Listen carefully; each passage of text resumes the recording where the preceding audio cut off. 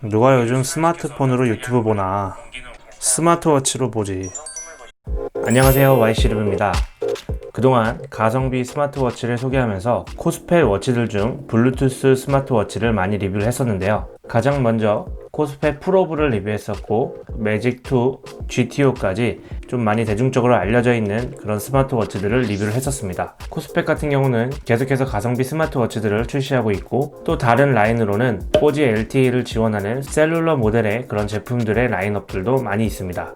오늘은 그동안에 많이 했었던 블루투스 워치들이 아닌 유심을 사용해 4G LTE를 지원하는 셀룰러 스마트워치 하나를 소개해 드리려고 하는데요. 코스펫 파워라는 모델입니다. 유심을 사용해서 LTE를 지원하는 모델에서는 코스펫 프라임을 많이 들어보셨을 거예요. 코스펫 프라임 후속으로 프라임2가 나왔고, 파워 역시도 코스펫 프라임 이후에 나온 제품으로 나름 신상입니다. 가격은 126불로 한화 14만원 정도 하고요. 900mAh 보조 배터리 겸용 충전팩을 추가하시면 대략 만원 정도 더 비쌉니다. 저는 처음에 이게 보조 배터리 용도인지 모르고 무선 충전 방식의 거치대인 줄 알고 추가로 구매했었거든요. 사용하다 보니까 충전할 때 편한 것 같습니다. 코스펫 파워의 몇 가지 눈에 띄는 점은 안드로이드 7 구글 OS 활용이 가능하고, 워치 자체 앱 설치와 사용을 할 수가 있습니다. 그리고 블루투스 통화가 아닌 유심을 사용하기 때문에 자체 번호를 가지고 스마트폰과는 별개로 통화나 메시지, 카톡 등을 워치 자체로 사용을 할 수가 있습니다. 그러다 보니 블루투스 워치에 비해서 사용 범위도 넓고, 어떻게 보면 스마트폰에 종속된 웨어러블이 아닌 워치 자체로 모바일이 되는 그런 제품이라고 보시면 될 것 같습니다. 오늘 전체를 다 다루기에는 조금 영상이 길 것 같아서 전반적인 내용만 좀 다루도록 하고요. 그 이후 영상 때 좀 더 활용기와 어플 추천을 다뤄보도록 하겠습니다. 구성품을 보시면 워치 본체와 마그네틱 충전 케이블, 그리고 하나 더 있는 것은 충전팩에 사용되는 5핀 케이블이 있고요. 충전팩 같은 경우는 기본 구성품은 아니고 추가 구성으로 구매를 할 수가 있습니다. 그리고 시계 뒷면에 유심 넣는 곳이 있는데 나사로 박혀있기 때문에 그 나사를 풀 때 사용하는 드라이버가 따로 동봉되어 있습니다. 그리고 워런티 카드와 사용 설명서로 구성되어 있습니다. 시계 외형을 보시면 우선 기본적으로 큽니다. 처음에 바꾸서 좀 놀랐는데요. 1.6인치 IPS 디스플레이와 해상도는 400x400입니다. 직경이 대략 50mm고요. 폭은 17mm입니다. 그 전에 소개드렸던 그런 제품들에 비해서 좀 투박한 느낌은 있어요. 미니멀한 걸 원하시거나 혹은 여성분들에게는 적합하지 않을 사이즈일 수 있습니다. 처음 봤을 때는 디젤 워치가 좀 생각이 나더라고요. 그렇지만 크기는 이렇게 커도 무게가 그렇게 무겁진 않습니다. 소재가 좀 가벼워서인지는 몰라도 손목이 그렇게 무겁다는 느낌은 별로 안 받습니다. 애플워치는 물론 스퀘어형이고 코스펫 파워는 라운드형이지만 44mm의 제품과 비교해 봤을 때 이 정도의 크기 차이로 보여집니다. 겉에 베젤 같은 경우는 세라믹과 플라스틱의 합성 재질로 매끄럽게 처리가 되어 있고요. 알루미늄보다 좀 더 기스에 강하다고 합니다. 전반적인 바디는 가벼운 PC 재질의 소재입니다. 화면 속 베젤도 거의 없는 편이고 디스플레이가 좀 꽉 찬 느낌입니다. 보시면 특이한 점은 또 상단에 카메라가 있고 옆에도 물리 버튼 2개와 카메라가 있죠. 상단은 200만 화소, 사이드는 800만 화소의 카메라입니다. 제가 얼마 전에 리뷰했었던 아이플레이 20 태블릿보다도 더 카메라가 좋네요. 기본 카메라 앱이 있기 때문에 워치 자체적으로 사진을 찍을 수 있고 갤러리에서 사진 관리를 할 수 있습니다. 그리고 오른쪽 하단에 마이크가 있고 왼쪽에는 스피커가 있습니다. 워치 자체로도 통화가 가능하고 음악 재생 및 각종 멀티미디어를 사용할 수 있기 때문에 스피커를 통해서 사용을 할 수가 있고, 음질도 나쁘지 않고 꽤나 준수한 편입니다. 이런 식으로 디테일하게 미디어 볼륨, 알람 볼륨, 벨소리 볼륨을 따로 설정을 할 수가 있고, 또한 전화도 워치로 받을 수가 있기 때문에 그에 해당하는 벨소리도 설정을 할 수가 있습니다. 그리고 일반 스마트폰처럼 이런 음성 녹음도 가능하고요. 시계 스피커를 통해서 전화통화라든지 음악을 들을 수가 있지만 무선 이어폰과 연결을 해서 사용할 수가 있습니다. 그렇기 때문에 운동할 때나 평소에도 시계 자체를 모바일로 사용하시게 된다면 스마트폰처럼 무선 이어폰을 연결해서 사용하시면 좋을 것 같습니다. 뒷면을 살펴보면 마그네틱 충전 단자와 심박 센서, 그리고 아까 말씀드렸었던 유심을 넣는 그런 슬롯인데요. 아까 구성품에서 말씀드렸었던 이 드라이버를 통해서 이 부분을 풀어서 내부에 있는 쇠 부분을 살짝 제껴주시고 유심을 넣고 다시 조립의 역순으로 잠가주시면 됩니다. 스트랩은 22mm 호환이 가능하고요. 기본적으로 제공되는 스트랩은 실리콘 재질의 스포츠 스트랩입니다. 워치 스펙을 한번 간단히 살펴보면 3기가 램에 32기가 롬입니다. 저장 공간이 꽤 괜찮은 편이죠. 블루투스 같은 경우는 4.0을 지원하고 CPU는 MT6739, GPS와 글로나스를 지원하고 안드로이드 7과 구글 플레이 스토어를 지원합니다.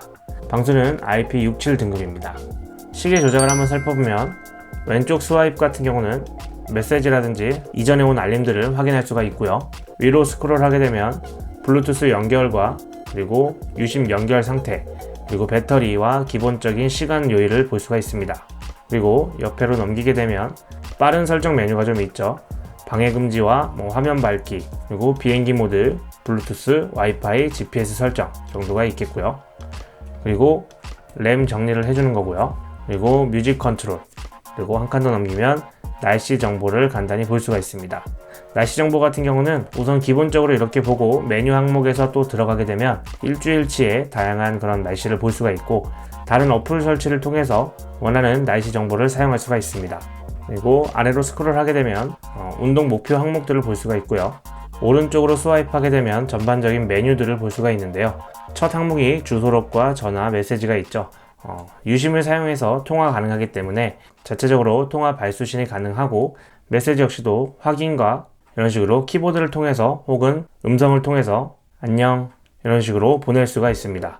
음성 인식이 꽤나 잘 되는 편이고요. 한글 키보드 같은 경우는 기본으로 등록이 되어 있지 않기 때문에 구글 플레이 스토어에서 한글 키보드를 받아서 설치해서 사용을 할 수가 있습니다. 각종 설정과 메뉴들이 이렇게 있는데요. 일반 블루투스 워치들과 비슷한 항목들도 있지만 구글 플레이 스토어를 통해서 필요한 앱들을 설치할 수가 있고 스마트폰처럼 활용할 수 있기 때문에 특별히 메뉴에 대한 설명은 따로 하지 않겠습니다.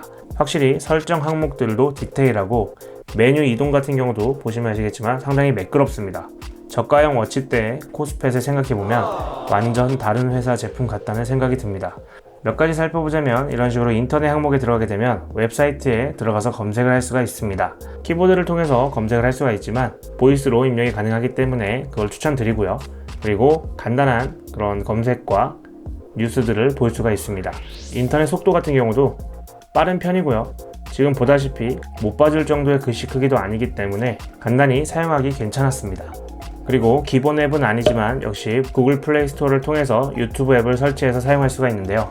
이런 식으로 스마트폰과 똑같이 동영상을 볼 수가 있습니다.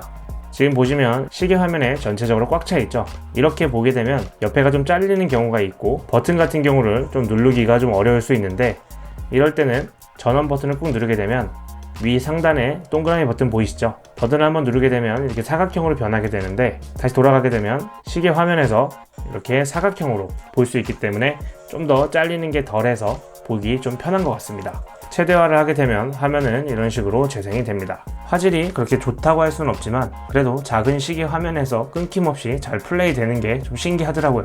확실히 검색이나 이런 버튼 누르는 게 아무래도 좀 엣지 쪽에 있는 부분은 잘 안 눌리긴 합니다. 아무래도 적응이 좀 필요할 것 같고요. 유튜브도 이렇게 볼 수 있고 넷플릭스나 각종 미디어 플레이를 설치해서 사용하실 수가 있습니다. 그리고 마지막으로 자주 사용하는 카카오톡입니다. 메시지 앱과 동일하게 카카오톡을 받고 답장을 할 수가 있습니다. 블루투스 워치 같은 경우는 톡이 좀 길게 되면 일부밖에 볼 수 없기도 하고, 또한 답장 같은 경우는 좀 어렵죠. 애플워치나 갤럭시 워치 정도는 돼야 블루투스 워치라고 하더라도 답장을 할 수가 있는데, 이런 식으로 스마트폰처럼 채팅창도 똑같이 확인이 가능하고 답장도 충분히 할 수 있습니다. 하지만 말씀드렸듯이 키보드로 치기엔 좀 어렵기 때문에 목소리로 입력하는 것을 사용하시길 추천드립니다. 이건 정말 추천드리는 게 정말 저질 발음만 아니라면 잘 받아 적긴 하더라고요. 페이스북이나 인스타그램 같은 경우도 설치 후에 스마트폰에서처럼 사진과 글을 올릴 수가 있고요. 피드 역시 이런 식으로 스마트폰과 동일한 모양으로 볼 수가 있습니다.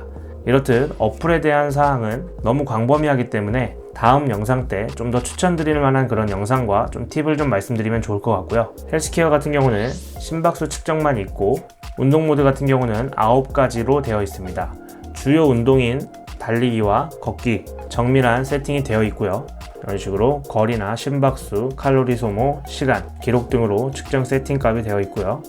종료를 할 때는 깃발을 길게 눌러주시면 종료를 하고 운동 기록을 저장하게 되면 보통은 블루투스 워치 같은 경우는 운동 기록 같은 경우를 어플을 통해서 확인할 수 있지만 코스페 파워 같은 경우는 시계 자체에서 운동 기록들을 확인해 볼 수가 있습니다. 좀 아쉬운 점은 밑으로 내려갈수록 운동 항목이 좀 불필요한 야외 승마라든지 농구, 축구, 탁구 이런 구기 종목들이 좀 많이 있는데요. 측정값을 보시면 그냥 시간과 심박수 정도 이렇게 되어 있습니다. 굳이 좀 이런 비효율적인 운동 세팅을 여러 가지 넣을 필요가 없어 보이는데 이런 건 좀 아쉬운 것 같습니다. 워치페이스 같은 경우는 여러 가지를 활용해 볼 수 있는데요. 화면을 꾹 누르고 있거나 위아래로 이렇게 오므리는 제스처를 취하게 되면 워치페이스를 고를 수가 있습니다. 기본적으로 설치되어 있는 것도 있지만 맨 오른쪽 보시면 플러스 항목을 누르게 되면 상당히 많은 종류의 그런 워치페이스들을 확인할 수가 있고 또 다운받을 수가 있습니다. 어플은 위워치2라는 어플을 사용을 하고요. 어플 사용 용도에 대한 거는 블루투스 워치들과는 좀 다르게 특별히 없습니다. 처음 시계에 연동시킬 때와 이런 식으로 운동 정보를 좀 공유하는 정도로 볼 수가 있을 것 같은데요. 설정 항목 같은 경우도 다 워치 안에서 설정할 수 있는 항목들이고 워치 자체가 스마트폰 역할을 하기 때문에 특별히 어플을 통한 설정이나 컨트롤은 없습니다. 셀룰러 스마트워치를 사용해 보면서 기능도 다양하고 광범위하기 때문에 활용을 정말 잘 하시는 분들에게는 블루투스 스마트워치보다 더 좋은 제품이 될 수 있을 것 같습니다.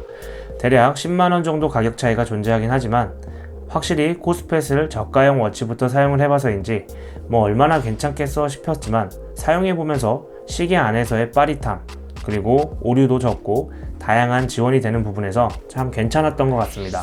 저는 기존에 사용하던 세컨폰에 유심을 넣고 사용했는데 다이소 유심이나 저렴한 알뜰폰 유심을 사용해 보셔도 부담없이 사용할 수 있을 것 같습니다. 네, 오늘은 이 정도 첫 느낌에 대한 부분과 전반적인 내용을 한번 훑어봤는데요. 앞으로 사용해 보면서 괜찮은 앱 사용이나 팁 같은 것을 정리해서 한 번 더 영상을 만들어 보도록 하겠습니다. 궁금하신 사항은 댓글로 남겨주시고요. 저는 또 다음번 리뷰 때 찾아뵙도록 하겠습니다. 감사합니다.